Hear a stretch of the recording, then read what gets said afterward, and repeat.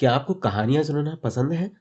2 minute रुकिए और सुनिए ये प्रेरणादायक कहानी।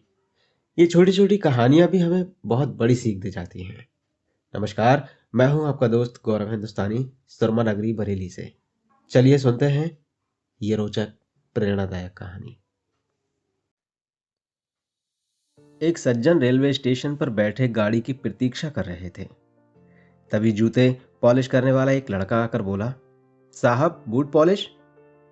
उसकी दयनीय सूरत देखकर उन्होंने अपने जूते आगे बढ़ा दिए।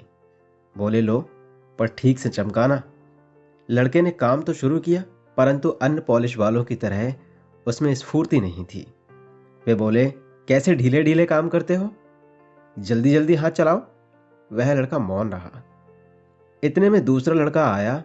उसने इस लड़के को तुरंत अलग कर दिया और स्वयं फटाफट काम में जुट गया। पहले वाला गूंगे की तरह एक और खड़ा रहा। दूसरे ने जूते चमका दिए। पैसे किसे देने हैं, इस पर विचार करते हुए उन्होंने जेब में हाथ डाला। उन्हें लगा कि अब इन दोनों में पैसों के लिए झगड़ा या मारपीट होगी। फिर उन्होंने सोचा, जिसने काम किया उसे ही दाम मिलना चाहिए। इसलिए उन्होंने बाद में आने वाले लड़के को पैसे दे दिए। उसने पैसे तो ले लिए, परंतु पहले वाले लड़के की हथेली पर रख दिए। प्रेम से उसकी पीठ थपथपाई और चल दिया। वह आदमी विस्मित नेत्रों से देखता रहा। उसने लड़के को तुरंत वापस बुलाया और पूछा, यह क्या चक्कर है? लड़का बोला, साहब, यह 3 महीने पहले चलती ट्रेन से गिर गया था। हाथ पैर में बहुत चोटें आई थीं।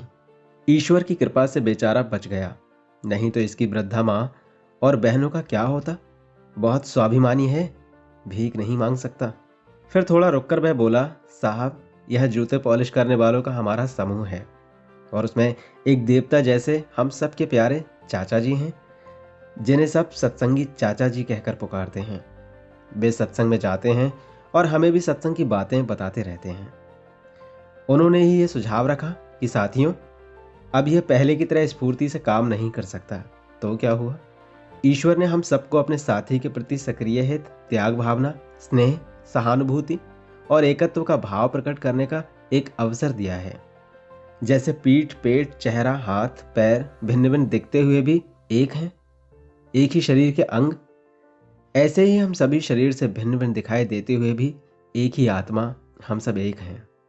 स्टेशन पर रहने वाले हम सब साथियों ने मिलकर तय किया कि हम अपनी एक जोड़ी जूते पॉलिश करने की आय प्रतिदिन इसे दे दिया करेंगे और जरूरत पड़ने पर इसके काम में सहायता भी करेंगे। जूते पॉलिश करने वालों के दल में आपसी प्रेम, सहयोग, एकता तथा मानवता की ऐसी ऊंचाई देखकर वे सज्जन चकित रह गए और खुशी से उसकी पीठ थपथपाई और सोचने लगे, शायद इंसानियत अभी तक जिंदा है।